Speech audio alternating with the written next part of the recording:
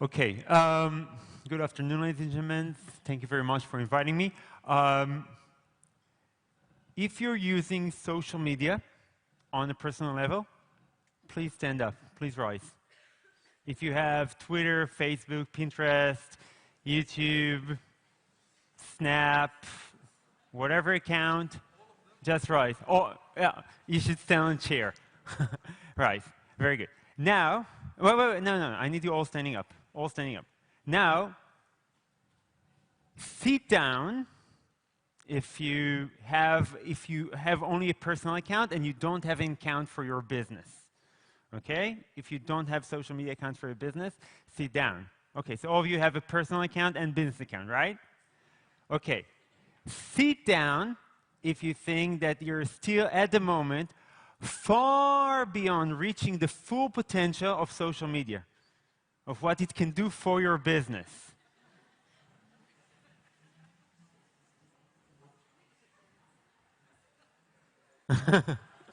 Well, that was a really easy way to get people sitting down. And what we'll do today, is we'll try to look at three things that change the digital environment in which we're operating. Look about the people using it, a little bit about the technology, which will match some of the things that we heard earlier, and end up with 10 practical things, or actually more of 10 questions, that by answering them can maybe help you that the next time I'll meet you and ask you this question, you won't immediately sit down. So starting with people, as you've seen around you, living in the age of social media. If we have now over 2 billion Facebook users, over 800 million Instagram users, everybody are on social media. On the one hand, it's an opportunity. It's a marketing platform where the only limitation, as Robert said, is your imagination. Everything is possible. Everything is within reach. And at the same time, there is so much competition that's happening on the social media. There's so much information. Every 60 seconds on Facebook, 250,000 pictures are being posted, and 70,000 hours of videos are being watched. And the strongest muscles in our body, I suspect to be this one, the scrolling one. And so we have these endless opportunities, but in order to really capture the opportunity, we have to battle all these noise, really stand out from the crowd, really to see how we are becoming the thing that will get an attention span of more than 3 seconds, which is what most posts usually get. If you're on vacation, you're definitely going to share your holiday pictures online, right? Of course, you have to brag about it. You earn it very well. You want to brag. That's perfect. Now, there are people who are seeing it are not, some of it are scrolling through it for sure, but also some of it helps to bring in inspiration. And we know that at least half of travelers admit that seeing other user pictures and their posts on social media inspire them in traveling, in choosing an attraction, in choosing a hotel. So we know that it's not only an opportunity, but this opportunity actually leads people towards conversion. And it brings us even further into the question of how should we capture this opportunity? We have heard the word millennial a few times earlier today. This is a global generation, a digital generation that sees no barriers between people, a generation that believes that travel is an essential part of life, a consumerist generation, a generation that sees themselves as the sum of all their experiences. And that's why they want to get as much experience as possible. But this generation communicates completely different than any other generation. And if you want to connect to these people, that these people account now for about 1/3 of outbound travel from Europe, if you want to hook into this market, we really have to speak in their language. So another challenge that we have here. Let's look a little bit about technology and see a few of the things that are happening around there. First of all, maybe I'll start with a question. Who here, raise your hand, if you think that video is the most important type of content that should be published on social media? Raise your hand if you think that video is the most important. Okay, so I'm not going to continue to my second question, and I'm going to convince you that when the heads of Facebook were asked on several different interviews how they imagine Facebook in 2-3 years from today, all of them said that they imagine a platform that 90% of it is going to be video. If we're looking at the algorithm of Facebook and Instagram, it promotes video. A video post can get twice better organic reach than an image, not mentioning sharing a link or a picture or anything like that that really get the bottom down of organic reach. Video is king, and we see it in all kinds of platforms of video. Could be just regular video, could be live video, could be now what the Facebook TVs happening and launching around us, or it could be a video in a story. All of that. So it has to be, we have to transform together with the platforms and create more video content. If we mention the algorithm, so we've slowly seen, and I'm sure that you as business owners saw it the most, how our organic reach that used to be around an average of 16% about 3 or 4 years ago has dropped down to as low as 2% these days. And actually, there are some chances that organic exposure of businesses will drop down and be very, very close to zero. If you want to advertise in a newspaper, you have to pay the newspaper. That's part of life, right? That's obvious. And maybe the day that if you want to advertise, or if you want to have content published by a business on Facebook, you would have to pay for that. Maybe these days are not as far as people might imagine. And we see some changes in the algorithm that leads towards that way. By the way, till about half a year ago, if you want to advertise on Facebook, you needed to have an account. There needed to be an account that this would be the center of activity, and from this account you would run campaigns or boosts or whatever. Today, all you need is a credit card. You don't need to have an account. So it's really become much more like the traditional advertising. Following Snap and the stories that get lost within 24 hours, we see more of these stories. We have stories on Facebook, on Instagram, on WhatsApp, on Messenger, and just 2 weeks ago, also YouTube launched stories, which are at the moment limited to people only that have a certain number of followers. And this is a different content that we should produce, a content that is much more playful, much more fun, much more colorful.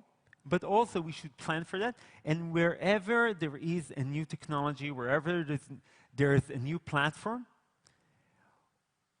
all the algorithms, they are in favor of early adapters. So when we step up with technology and take advantage of live video, which is not so fresh anymore, and stories and so forth, we get a better promotion in the algorithm. Just to remind you, you have the regular algorithm, the top-down, the scroll up to down algorithm, and then on Facebook and Instagram, you have an horizontal algorithm for the stories, which work differently, and it's another opportunity to get exposure and create content which is much more fun and much more engaging for your audience.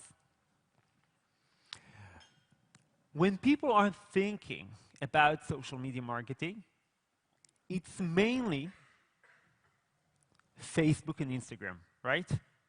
But with different audiences, we're looking at, with different audiences and with different age groups, we're looking at different platforms. Youngsters these days, millennials, they have Facebook, but they don't use it very often. If we're looking at American youngsters in the age group of 18 to 24, only 1/4 of them see Facebook as their main platform for communication, and the most common one is Snap, which is a whole different game. Some audiences prefer Instagram, Pinterest, and others, like we have to communicate in a way or in the words that cater for our audience or maybe listen to their pains. We should also look up and see which channels they're using and see how we can tap into these channels. So we've seen that there are changes in the way people act, and there are changes in technology, and there are many more changes. We've just mentioned a few. But how should this affect what we're doing today afternoon when we're going back to our business and say what we should do with our social media? And I want to bring you 10 things that you can bring to the social media that reflect on these changes in people and in technology. This is Lori. Lori is a Canadian. She's a food forger. It means she goes around the forest, she gathers food, and she gathers all kinds of food, and she cooks whatever she found. She has a highly successful social media activity, and because people are following her because there's something authentic, inspiring, and real about her story. She doesn't give us a nice suit and tie persona, the cliches that we've mentioned, but she brings a real Lori that sometimes has a good day when she finds good things in the forest, and sometimes has a lousy day and cook whatever she makes, and sometimes it's becoming really delicious, and sometimes it doesn't taste very good, and you can see how she spits in front of the camera. That's authentic. That's real. Like we can identify a fake, we can also identify when something is real and happening. And if you manage to bring your unique you, your inspiration, the thing that really drives you. I can tell you that I was trying to pull myself out of bed this morning at 7 a.m. It was complete dark outside. It was really hard. I come from a sunnier place. And the thing that drives you, that pulls you out of bed in 7 in the morning, well, maybe it's the kids screaming. But if it's not the kids screaming, if it's something that has to do with your business, that's what should be on your social media. That kind of content, the content that's inspiring and engaging. Before coming in here, that's a promotion, right? Before coming in here, I searched on my favorite social media 10 things to do in Riga, free afternoon in Latvia. I'm part of that 400 touch points. I keep on searching for the last, since we agreed that I'm coming here for the last few months, I've been keep on searching randomly about things to see, things to do, Latvian food, hotels, whatever. And at least for me, I keep coming back to content that provides me value. Not talking content that talks about the brand and how good they are, because that's boring, but what's in it for me. And in every piece of content that you publish, I want you to ask yourself, why should someone read it? Does it provide real value? Will this article be of real interest? Will someone search and find this piece of content and see how you can get more and more yes to this answer? One of the best times to post content on social media is after lunchtime. Why is that? What's the level of energy in the brain after lunchtime? Zero, close to zero, let's say. Okay, people still breathe, close to zero. People spend the most time on social media after lunchtime, when they can't work, and after they put their kids to bed, which is exhausting by itself, at least in my case. Sorry. So for sure, your content should be something that people would love to consume at 10:30 p.m. Okay, and when you're creating content, you should think about content, not all of it, that would be fun to consume, just the way people enjoying seeing cats' videos in the middle of the night. We've mentioned the algorithm earlier, and I want to crack into the algorithm again for a minute. The number one thing that will drive your organic reach up is engagement. Content that's being shared, and content that in the first half an hour or an hour creates real engagement, real conversation. And you should ask yourself, in every piece of content that you create, what kind of conversation does it create? How can people take part in co-creating this content? Will someone share this post, and why will they share this post? It could be something quite cheesy, which is surprisingly still effective, such as, I don't know, what was the most romantic sunset, or what kind of food would you like to try while in Riga?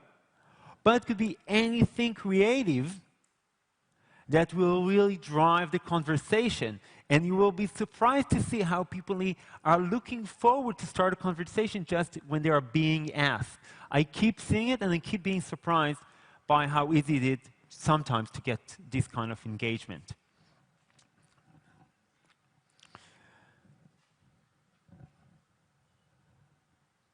At least half of your content, half of the content that you're publishing, should not come from you. It should be done by your partners, ambassadors, clients, visitors, league of whatever you have around you. These should be creating at least half of your content. Okay, even if you're a small business, you should really think how every person that comes in your door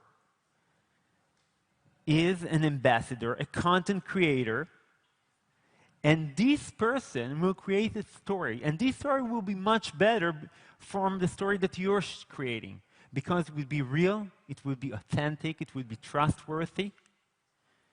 There's going to be something genuine about it that you as a business will never be able to create. Nick told us earlier how in Helsinki, in our destination, they'd be coming into a situation from that the destination creating 100% of the content, the destination is creating 0% of the content. And I don't think necessarily this should be the case for small businesses. But we should try to get to a situation where half of the content that we upload should not be our content, but content that tells the story of our brand for people who actually experience their brand. Experience this brand, and they can share how they feel, how they feel about it. We learned earlier that Latvia brings in a lot of influencers, which is very common in the industry. But we should think, as small and medium tourism enterprises, and not on influencers, but on micro influencers. People that have maybe 10,000 or 5,000 followers on Instagram or other channels, and see how we can get these people engaged. Maybe a local celebrity, maybe a chef that has a lot of followers, maybe a local model, maybe someone. We will bring someone from the target audience. Someone not a mega celeb, but someone on a small scale who can help us just to get a little bit better on exposure or a little bit better on the number of followers that we had. I was running a campaign for the city of Jerusalem quite recently, and we brought millennials, we brought people in their mid-20s who had something like 15, 20,000 followers on Instagram. These are not Instagram celebs, but these are micro-influencers. They were really easy. It was really easy to get them. We didn't have to wait in line a year and a half ahead. We didn't have to pay them anything. We just covered their expenses. And these people created amazing content that, first of all, we used it as user-generated content, but also they created an amazing exposure for us. And you know what? They were much more engaged and excited about creating this content than these big influencers that do it all day long as a full-time job. And we should really think about identifying these little influencers who can really help us to boost our business in this type of audience we're searching for. This is a restaurant not far from where I live. An average video they upload to Facebook gets around 500 views. The video that you see behind you got 60,000 views, okay? 120 times more views than a regular video. And the difference is very simple. There are regular videos. Oh, it jumped. Sorry. Okay. The video played? Very briefly. So, now you'll have, I will not touch it. Just to be sure. And the difference is very simple. The regular videos they upload is just one of their employees take with their phones about people coming to the restaurant or the chef cooking a dish or whatever. But they decide, okay, let's spend some money on creating this video. And instead of creating this video ourselves, we'll pay someone, a video editor, we'll pay him a few $100s to create a video that would look half professional. It's not a fully professional video. And the results were amazing. And in any given day, I suggest you to save the money that you put on promotion and boosting your content and put that money into creating super high quality content. Instead of having an okay content and then paying a lot of money to promote it, just spend this money and create a really good content, and then it would be much easier for this content to grow around the net.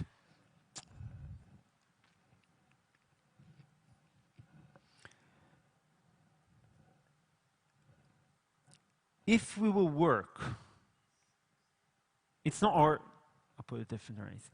It's not enough to work hard, but we need to work hard over time. We've mentioned a 365 work plan for social media, and I think that maybe for small businesses that's a little too challenging to think so far ahead. But what is much more applicable is to think just 1 month in advance, have core guidelines about what's our stories, what's our unique selling proposition, what's the tone of voice, what kind of message we try to convey, who's our audience, what kind of fun and creative and playful stuff we want to get, and think how from month to month we can develop this content plan that will touch on 3 points: on regular, like the day-to-day content, 7 days a week content. By the way, content on the weekends get better exposure than content on the weekdays, so don't be lazy. Think about lives and stories and all kind of this,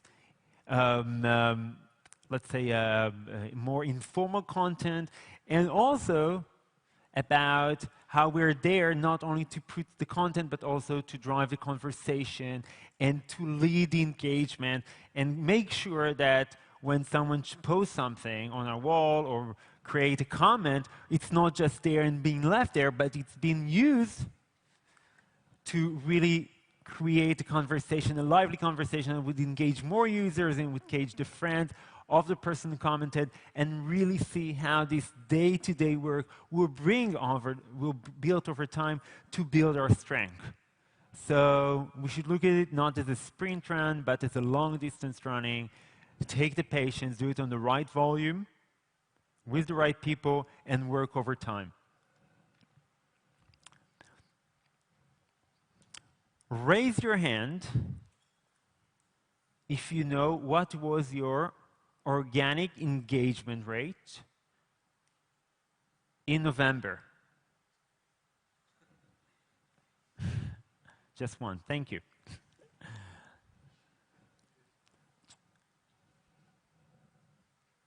Evaluation or improvement or could be a big management words, but if we want to bring them down to simple numbers, things such as what was our last month reach and how we top it this month, what was the last month engagement rate and how we top it this month, what was the exposure to videos and how we top it this month, and really see how we improve from month to month. Find the time in the beginning of every month to conduct an evaluation of all the content that was posted on the previous month. See what you have done, what worked, what didn't work, learn from it, and see how you can improve from one month to the next one. If you're doing the same things and you're expecting different results, that absolutely doesn't make any sense.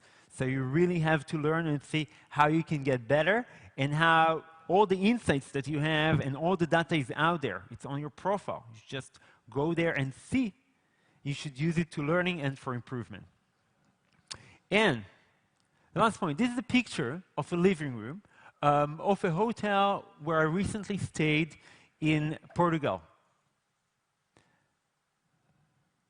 My wife found it, not on Google, and not on Booking, and not on TripAdvisor, but on a blog that deals with interior design. She's a designer.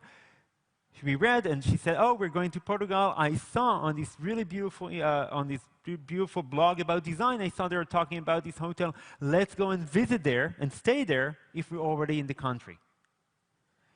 And we should not put all our eggs in one basket.